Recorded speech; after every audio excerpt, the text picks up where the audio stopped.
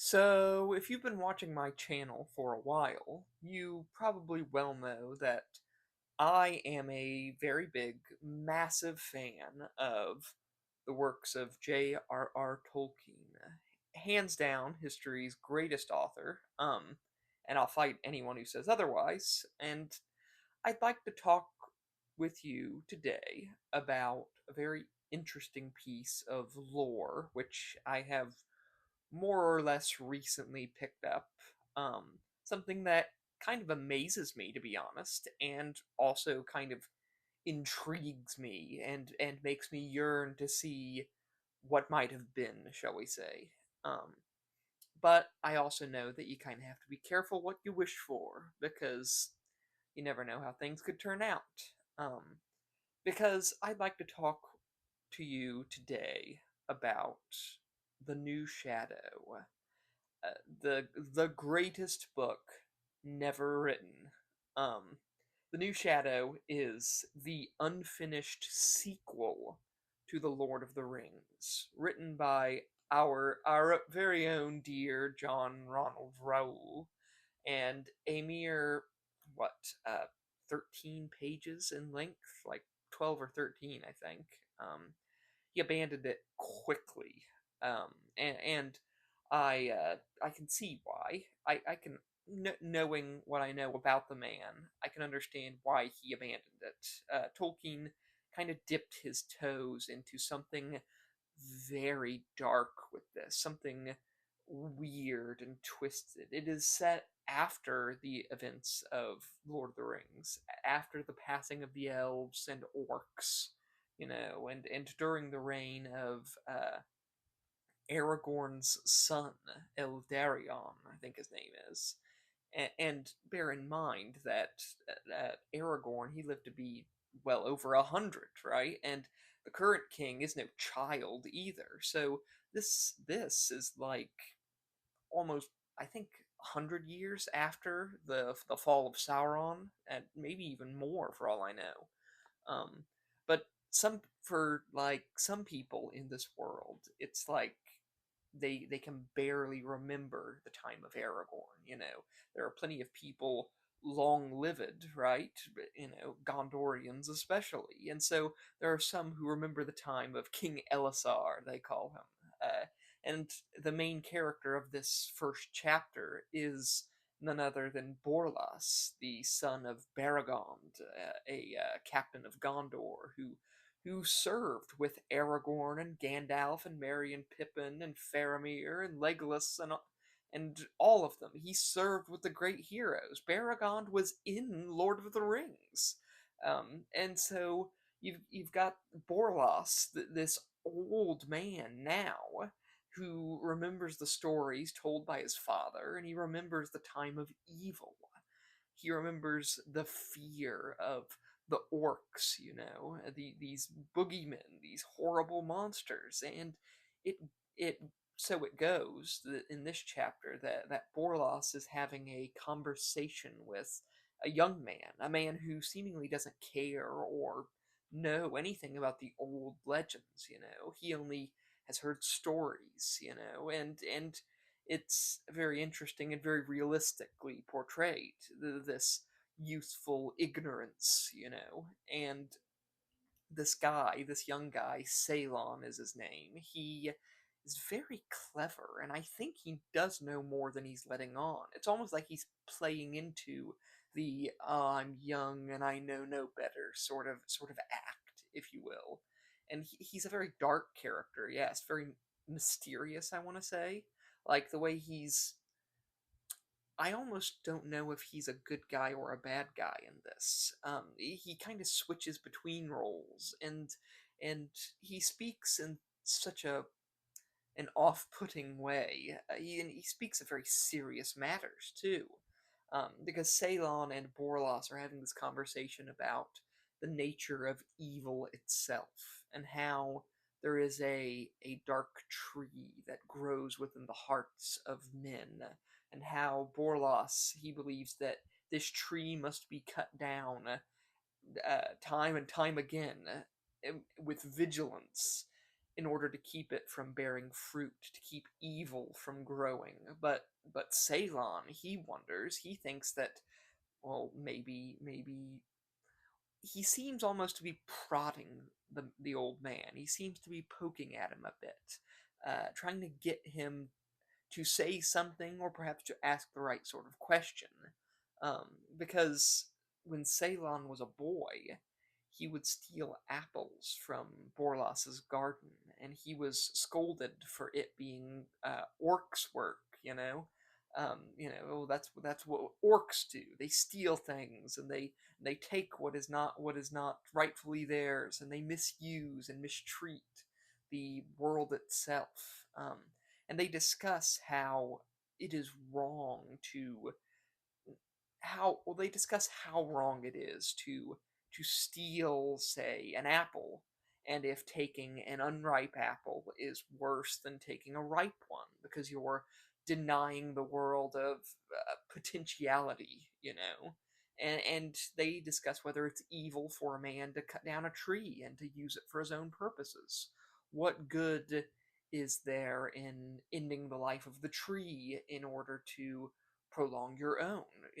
Is your life more valuable than the trees, and so on and so forth? Um, and this is all on paper, kind of boring religious, philosophy type stuff. Eh, But the conversation is so charged with threat and suspense, and surprise, surprise, Tolkien is a good writer, so he knows how to keep you invested in this. And this is some of his best writing, I think, that he's ever done.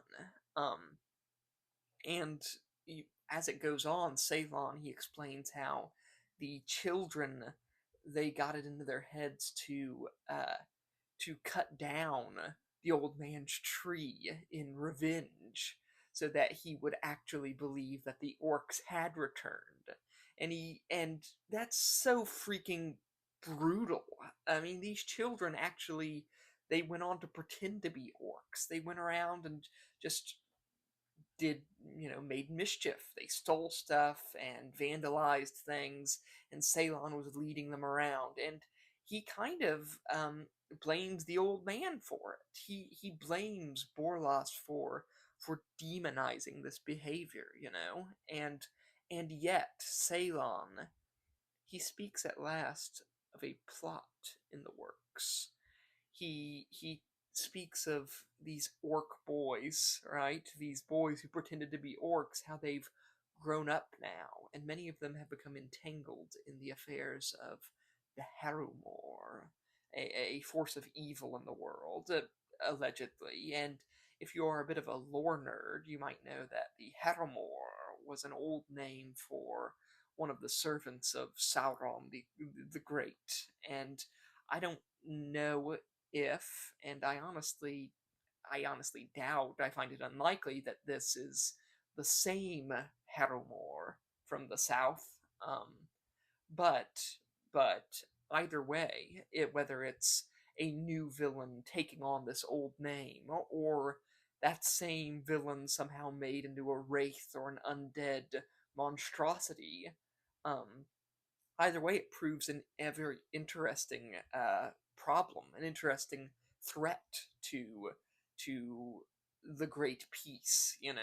This cult of Saurons still alive and at work in the world, perhaps trying to overthrow King Eldarion, or I don't know. I don't know what else they could be doing. Some sort of black magic. Maybe they'd be trying to contact Sauron. We know that he is not dead, right? We know that his soul has not been obliterated. His soul is still floating around with not much strength in it, but perhaps that very soul could still work some evil in the hearts of men. I guess you never know. And the same goes for Saruman, now that I think about it, but I digress. Um, Nevertheless, I don't know if characters like Ceylon are truly evil here, or if he's trying to if maybe he's trying to, in some sort of veiled way, warn Borlas of this impending doom. I mean, what we do know is this: Ceylon, he promises Borlas that he will have answers if he agrees to meet with him at night at this specific location. And Borlas, he fears this is a trap, but he agrees to it anyway. And we are then, at the end of this conversation, we are then greeted with this terrible and incredible scene where the old man, he comes upon a house and he recognizes something in the dark. He recognizes something from his childhood, something he had almost forgotten: the scent of evil.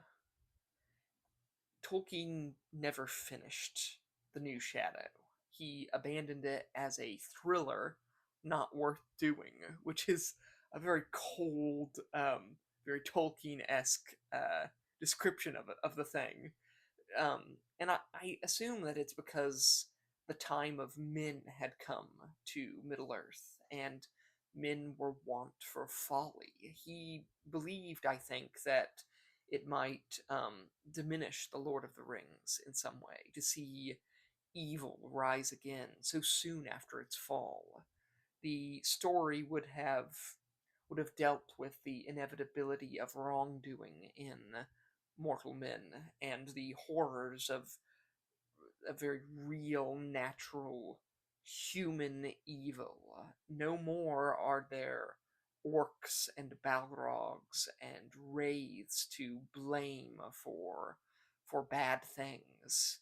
Uh, there is only men, right? That those with the same blood in their veins as you and I, the same forebears as us, the same humanity, despite all our differences.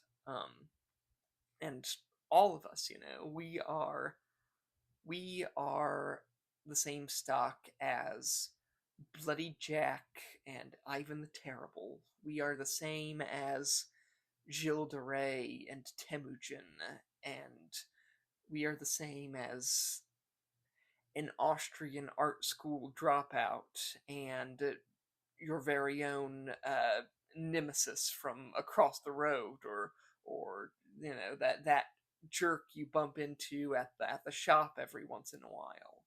We are all of us mortal and human and fallible, and it is for that reason that I think The New Shadow could have been one of the darkest, most complex, interesting stories ever written.